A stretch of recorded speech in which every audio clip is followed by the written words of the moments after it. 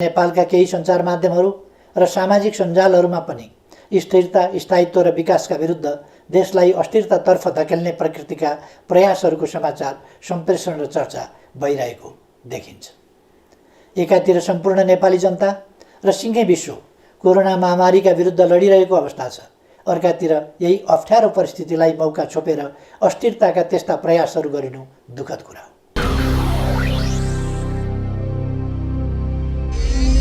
स्वदेश तथा विदेशमा रहनुभएका श्रमजीवी दिदीबहिनी तथा दाजुभाइहरू, मे दिवस 2020 को अवसरमा हार्दिक शुभकामना। बितेका 131 वर्षदेखि औपचारिक रूपमा मे 1 का दिन संसारभरिका श्रमिकहरूले अन्तर्राष्ट्रिय श्रमिक दिवस मनाउँदै आएका छन्। यो दिन काम गर्नेमाथि काम लगाउनेहरूबाट भएको ज्यादतीलाई अन्त्य गर्न ट्रेड युनियनहरूले सुरु गरेको आन्दोलनको स्मरणमा मनाउन थालिएको। श्रमिकहरूको काम, मनोरञ्जन र आराम बीच सन्तुलन कायम गर्ने माग स्थापित गरिएको दिनका रूपमा यस दिवसलाई स्मरण गर्ने गरिन्छ। नेपालको श्रम आन्दोलनले यस दिवसलाई श्रमिकहरूको सम्मानित, समृद्ध र सृजनशील जीवनको लागि भएका सबै आन्दोलनहरूको स्मरणमा मनाउँदै आएको छ। पछिल्ला केही वर्ष यता हामीले यस दिवसलाई नेपाली श्रमिकहरूको एकता र उपलब्धिको उत्सवका रूपमा पनि मनाउँदै आएका छौँ। हरेक वर्ष श्रमको संसारमा भएका उपलब्धिहरूको चर्चा गर्ने र गर्न बाँकी कामहरूलाई पुरा गर्ने अठोट गर्ने दिनका रूपमा पनि मे 1 लाई लिँदै आएका छौँ। तर यस वर्षको मे दिवस हामीहरू भिन्न रूपमा मनाउँदैछौँ। कोरोना भाइरसको महामारीका कारण हाम्रो श्रमको संसार अहिले लकडाउनमा छ। मैले पहिले पनि भनेको छु, अहिले यति बेला विश्वभरिका कोरोना प्रभावित 210 मुलुकमा जस्तै हाम्रो देशको पनि उत्पादन प्रणालीको कडी टुटेको छ। हाम्रा सृजनशील हातहरू यतिखेर लकडाउनमा छन्। हाम्रो श्रमको प्रतीक्षामा रहेका उत्पादनका साधनहरू पनि लकडाउनमै छन्। अहिलेको लकडाउन विश्वव्यापी हो र यो बाध्यकारी रहेको छ। कोरोना भाइरसका कारणले यसलाई स्वीकार्नु परेको बाध्यता हाम्रा अगाडि छ। यसले निर्माण, रोजगारी र उत्पादनमा पारेको प्रतिकूल प्रभावको अवस्थाले श्रमजीवी वर्गको बुझाइ जस्तै श्रम र उत्पादनको सम्बन्ध एवं त्यसको महत्त्वलाई सबै वर्गले गम्भीरताका साथ बुझ्ने नयाँ परिस्थिति पनि निर्माण भएको छ। श्रम आधारभूत कुरा हो र जीवन प्रमुख कुरा हो। श्रम बिनाको पुँजी र प्रविधि पनि अर्थहीन हुन्छ भन्ने आजको यथार्थले स्पष्ट पारेको छ। उद्योग व्यवसाय बन्द हुँदा आम्दानी घटेका, स्वदेशमा कार्यरत सबै प्रकृतिका श्रमिकहरूका कष्टकर जीवनप्रति म अत्यन्तै दुखी छु। 1 दशकको हिंसात्मक द्वन्द्वका कारण गाउँको रोजगारी खोसिँदा सहर बजार पसेका, तर सहर बजारले रोजगारी दिन नसक्दा परदेश भासिएका लाखौँ नेपाली युवा श्रमिकहरू विभिन्न मुलुकमा कार्यरत छन्।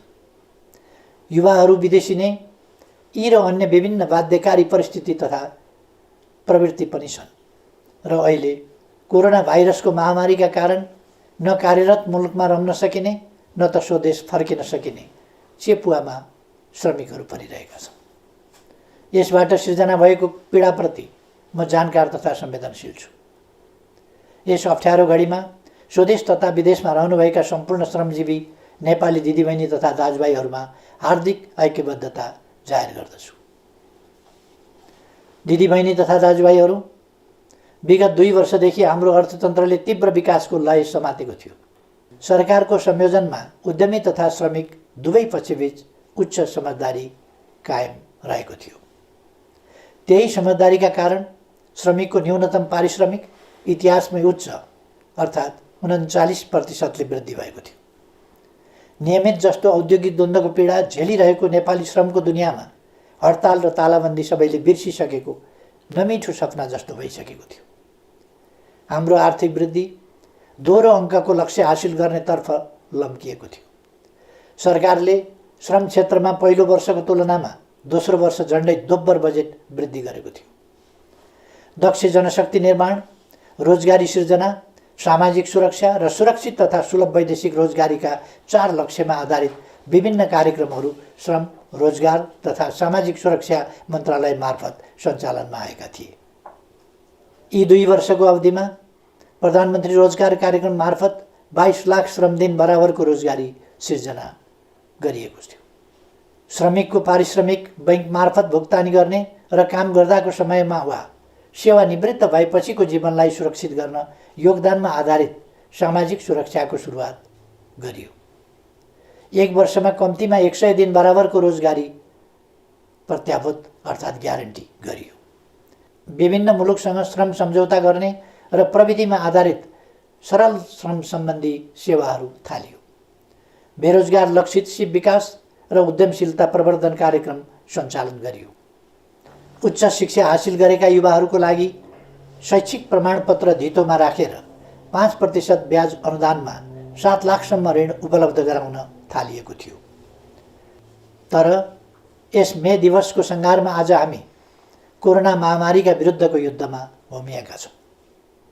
तत्कालको लागि हाम्रो प्रयास यस महामारीले सिर्जना गरेको समस्या सामना गर्नेतर्फ केन्द्रित छ। यतिखेर सरकार कोरोना सङ्क्रमणको रोकथाम, पहिचान, परीक्षण र उपचारमा लागि परेको छ। यसमा कमी नआओस् भनेर नै यस महामारी विरुद्धको यस युद्धमा संलग्न सबैका लागि 25 लाख रकम बराबरको बिमा गरिएको छ। व्यक्तिगत सुरक्षा उपकरणको व्यवस्थाका साथै उनीहरूको भत्तामा 100% सम्म थप गरिएको छ। लकडाउनको अवधिको पारिश्रमिक कायम गर्न र महिला स्वास्थ्य स्वयंसेविकालाई एकमुष्ट 1500 रुपियाँ थप भत्ताको व्यवस्था गरिएको छ। सामाजिक सुरक्षा कोषमा आबद्ध सम्पूर्ण श्रमिकहरूको आयमा कमी नआओस् भनेर नै प्रत्येक श्रमिकको योगदान बराबरको रकम सरकारले नै कोषमा जम्मा गरिदिएको छ। सामाजिक सुरक्षा कोषमा योगदान गर्दा लाग्ने दोहोरो करको व्यवस्था हटाइएको छ। विद्युतको उपभोगमा सहुलियतको व्यवस्था गरी सुलभ मूल्यमा इन्डक्सन चुलोको व्यवस्था समेत गरिएको छ। दैनिक गर्ने कामबाट जीवन धानिरहेकाहरूलाई भोकै पर्न नदिन, नेपालमा कोही भोकै पर्दैन, कोही भोकले मर्दैन भन्ने सरकारको नीति अन्तर्गत स्थानीय तह, प्रदेश तथा केन्द्रीय प्रशासनको संयोजनमा राहतको व्यवस्था गरिएको छ। श्रमजीवी दाजुभाइ तथा दिदीबहिनीहरू, म ठान्दछु श्रमजीवी वर्ग भनेको दुःख गर्न सक्ने तर सुखको सपना देख्ने वर्ग हो, परिवर्तनको संवाहक हो र सबै आत्तिएको बेला ढाडस दिन सक्ने अनि आफै अघि सरेर समस्याको सामना गर्न सक्ने वर्ग श्रमजीवी वर्ग हो। कोरोना भाइरसको महामारीका विरुद्ध अग्रपङ्क्तिमा रहेर जुधिरहेका चिकित्सक, स्वास्थ्यकर्मी, सुरक्षाकर्मी र सफाई लगायतका सेवामा क्रियाशील श्रमजीवीहरू यसका उदाहरण हुन्, जसको अथक परिश्रमले कोरोना भाइरस विरुद्धको लडाइँमा विश्व स्तरमा उल्लेख गर्न लायक सफलता हाम्रो मुलुकले प्राप्त गरेको छ। हालसम्म यो महामारी समुदाय स्तरमा फैलिनबाट रोकिनु र कुनै पनि मानवीय क्षति नभएको गरिबी रेकर्ड कायम रहनु सन्तोषको विषय हो। आफैलाई जोखिममा पारी अरूको जीवन रक्षामा संलग्न उहाँहरू सबैको म उच्च प्रशंसा गर्न चाहन्छु। मलाई थाहा छ अवधिको हिसाबले यस वर्ष श्रमिकहरूको न्यूनतम पारिश्रमिक पुनरावलोकन गर्नुपर्ने वर्ष हो। तर तपाईँ हामी सबैलाई थाहा छ अहिले परिस्थितिले हामीलाई साथ दिइरहेको छैन। 8.5% आर्थिक वृद्धिको उच्च आकाङ्क्षाका साथ अघि बढेका हामीहरू 3% वा त्यसभन्दा कमको आर्थिक वृद्धिमा खुम्चिन पो पर्ने हो कि भन्ने अवस्थाले गम्भीर बनेका छौँ। मैले पहिले पनि भनिसकेको छु, हाम्रो जिडिपीको झन्डै 4% यस महामारीका कारण क्षति भइसकेको छ। विश्व स्तरमा तुलनात्मक रूपमा हेर्ने हो भने रोजगारी र अर्थतन्त्रको अहिलेको अवस्था अघिल्लो शताब्दीको महामन्दीमा जस्तै वा त्योभन्दा पनि भयावह हुने आकलन गर्न थालिएको छ। सन् 1930को दशकमा भएको महामन्दीमा काम गर्ने उमेर समूहका कुनै औद्योगिक मुलुकमा 23% र कतिपयमा 33% सम्म बेरोजगार भएका थिए। यस महामारी पछिको पहिलो 4 महिनामा नै 20औं शताब्दीको त्यस दशकको भन्दा ज्यादा श्रमजीवीहरू बेरोजगार भइसकेका छन्। महामन्दीको त्यस समयमा सिङ्गो 1 दशकमा कुल गार्हस्थ्य उत्पादनमा जति सङ्कुचन आएको थियो, यस महामारीको पहिलो 4 महिनामा ती विकसित अर्थतन्त्रमा त्यसको झन्डै 3 गुणा बढी सङ्कुचन आएको छ। तर घरमुलीले अनिकालमा पनि परिवारलाई भोकै राख्दैन। रुखो सुखो भरण पोषणको जोगावट गर्छ र व्यवहार चलाउँछ। तपाईँहरूको यस प्रधानमन्त्रीले नेतृत्व गरेको सरकारले पनि उपलब्ध स्रोत र साधनले भ्याएसम्म सुविधाको जोगावट गर्छ। कसरी? अबका हाम्रा सबै प्रयास स्वस्थ नागरिक, सिपयुक्त नागरिक, मर्यादित काम र सामाजिक सुरक्षातर्फ केन्द्रित हुनेछ। भूकम्पपछिको यस दशकलाई हामीले पुनर्निर्माणको दशक बने झैँ अबको हाम्रो पहिलो लक्ष्य कोरोनाबाट हाम्रो समाजलाई मुक्त बनाउनु हुनेछ। यसभन्दा अघिल्ला सम्बोधनहरूमा पनि मैले चर्चा गरेको थिएँ। यस महामारीले जनस्वास्थ्यको क्षेत्रमा हाम्रो अभिगत उदाङ्गो पारिदिएको छ। जसरी 20औं शताब्दीको महामन्दीले पुँजीवादी प्रणालीको चरित्र नै फेर्ने गरी अर्थव्यवस्थामा कल्याणकारी आयाम थप्न विकसित मुलुकलाई बाध्य पार्यो, यस महामारीले हामीलाई स्वास्थ्य संरचनामा थप लगानी गर्न प्रेरित गरेको छ। हाम्रो संविधानले ग्यारेन्टी गरे झै स्वस्थ नागरिक निर्माण गर्न स्वास्थ्य बिमा सहितको जनस्वास्थ्यमा र सिपयुक्त नागरिक निर्माणका लागि शिक्षामा लगानी वृद्धि गरिनेछ। आजको लागि स्वास्थ्य, भोलिका लागि शिक्षा अबको हाम्रो दिशा हुनेछ। यस महामारीको प्रभावले आत्मनिर्भर अर्थतन्त्रको महत्त्वलाई पनि अझ बढी स्पष्ट पारेको छ। अबका हाम्रा कदमहरू निश्चय नै त्यस दिशातर्फ सुदृढ ढङ्गले उन्मुख हुनेछन्। कोरोना महामारी विरुद्धको लडाइँमा एक हुँदै श्रमिकको रोजगारी, आय र सामाजिक सुरक्षा सुनिश्चित गर्ने दिशातर्फ हाम्रो सम्पूर्ण प्रयास केन्द्रित हुनेछ। सबैभन्दा पहिले टुटेको उत्पादन सम्बन्धको कडीलाई जोड्ने र अवरुद्ध उत्पादन प्रणालीलाई सुचारू गरिनेछ। राहत सुविधा अल्पकालीन उपाय मात्रै हो, सबैलाई काम हाम्रो पहिलो लक्ष्य हुनेछ। श्रमसँग जोडिएकाहरूलाई सामाजिक सुरक्षा प्रणालीमा आबद्ध गरिनेछ। काममा जो छन् उनीहरूका लागि न्यूनतम पारिश्रमिक सुनिश्चित गरिनेछ। काममा संलग्न कसैको पनि आम्दानी रोकिने वा खोसिने स्थिति आउन दिइने छैन। सङ्घ, प्रदेश र स्थानीय तहमा श्रम प्रदान प्रविधि परिचालनको प्रबन्ध गरिनेछ। श्रम र प्रविधिको संयोजन तथा ज्यालासहित जनसहभागिताको विकास मोडेल अवलम्बन गरिनेछ। वैदेशिक रोजगारीबाट फर्किएकाहरूलाई उनीहरूले हासिल गरेको दक्षता अनुरूपको स्वरोजगारी सृजना गर्न सरल कर्जा र प्रविधि हस्तान्तरणको प्रबन्ध गरिनेछ। स्वदेशमा रहेका वा विदेशमा रोजगारीमा जान नपाएकाहरूलाई प्रधानमन्त्री रोजगार कार्यक्रममा जोडिनेछ। विभिन्न मन्त्रालय, निकाय र सार्वजनिक संस्थाहरू मार्फत सिर्जना भएका कामका अवसरहरू नेपालीलाई नै सुनिश्चित गर्ने व्यवस्था मिलाइनेछ। यस सन्दर्भमा हाम्रा श्रमिकहरूमा रहेको सिपको खाडलका कारण हुन सक्ने श्रमिकहरूको अभावलाई सम्बोधन गर्न प्राविधिक शिक्षा तथा व्यावसायिक तालिम परिषद र श्रम तथा सिप तालिम सम्बन्धी सबै निकायका कार्यक्रमहरूलाई एकीकृत रूपमा परिचालन गरिनेछ। सिपको अन्तरलाई सम्झाउन आवश्यक परेमा सबै पालिका तहमा छोटो अवधिका घुम्ती तालिम शिविर समेत सञ्चालनमा ल्याइनेछ। हाम्रो युवा जनसङ्ख्याको जनसाङ्ख्यिक लाभलाई अधिकाधिक सदुपयोग गरिनेछ। त्यस्तो युवा जनशक्ति जुन उत्पादक जनशक्ति हुनेछ, त्यस्तो उत्पादक जनशक्ति जुन सिपयुक्त र पुँजीसहितको प्रविधियुक्त हुनेछ, त्यस्तो युवा शक्ति जुन अन्वेषण र व्यावसायिक ज्ञानयुक्त हुनेछ। कृषिको आधुनिकीकरण र व्यावसायीकरण मार्फत समेत उत्पादन र रोजगारी वृद्धि गरिनेछ। जमिन नहुने श्रमिकहरूका लागि भूमि बैङ्कलाई कार्यान्वयनमा ल्याई त्यसैको माध्यमद्वारा भूमिको व्यवस्था गरिनेछ। बैङ्कहरूबाट सुलभ कर्जाको बन्दोबस्त गर्ने र सरकारद्वारा सिप तालिमको प्रत्याभूति गरी समन्वयात्मक ढङ्गबाट कामलाई अघि बढाइनेछ। विगतका जनआन्दोलन र द्वन्द्वकालका युवा तथा अरू घाइतेहरू अझै पनि उपचारविहीन अवस्थामा रहिरहेका छन्। तिनको उपचारका लागि सरकारले पटक पटक गरेका आह्वान र प्रयासहरूको सन्देश उचित रूपमा सम्प्रेषण हुन सकेन। म आह्वान गर्दछु सम्पूर्ण घाइतेहरू प्रशासनको सम्पर्कमा आउनुहोस्। अब आफ्नो शरीरमा गोली र छर्रा बोकेर नबस्नुहोस्। उपचारको प्रबन्ध सरकारले गर्छ।